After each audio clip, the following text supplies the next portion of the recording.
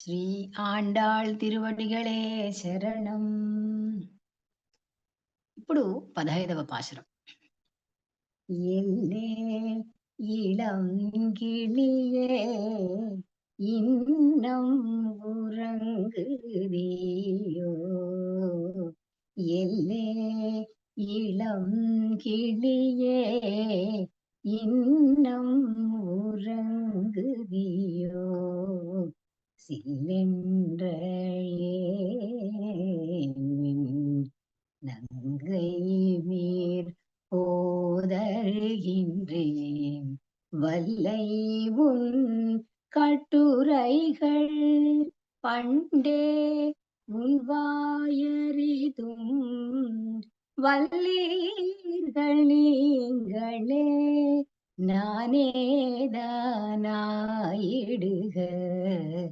வல்லீர்கள் நீங்களே நானேதானாயிடுக, ஒல்லை நீ போதாய்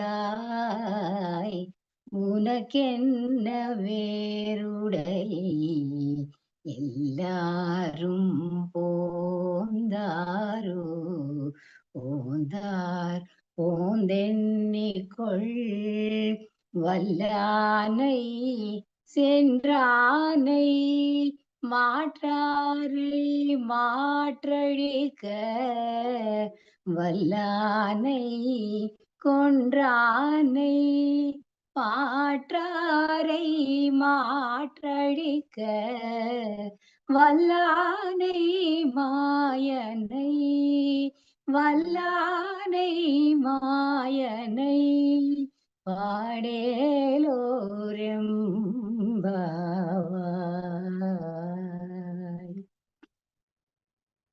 ఓ సఖీ, యవ్వనంలో ఉన్న చిన్ని చిలుక అంటే ఆవిడ చిలుకలా ఉందిట.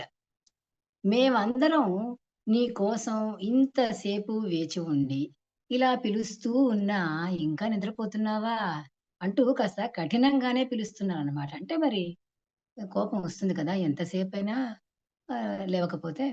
అప్పుడు ఆ చెలి కోపంతో అందిట, "నన్ను పిలవకండి. ఇదిగో వెంటనే వచ్చేస్తున్నా" అంటోంది.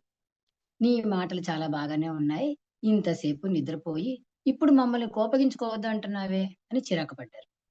అప్పుడు ఆమె, "సరే, సరే, నాకు మాట్లాడడం తెలీదు. మీరే మాటల్లో చతురులు" అంటూ, "నేను మోసం చేసేదానిలాగే ఉండిపోతాను" అంటుంది.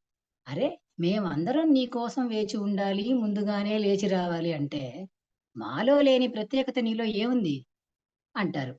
ఆమె కొంచెం పోట్లాడే స్వభావం కలది. "నేను మాత్రమే ఇక్కడ లేనట్టు మాట్లాడుతున్నారే, అందరొచ్చేసారా?" అని ప్రశ్నిస్తుంది. చెలులు ఆమెతో, "నీవే బయటికి వచ్చి ఇక్కడున్న వారందరిని లెక్కపెట్టుకో. లేచిరా.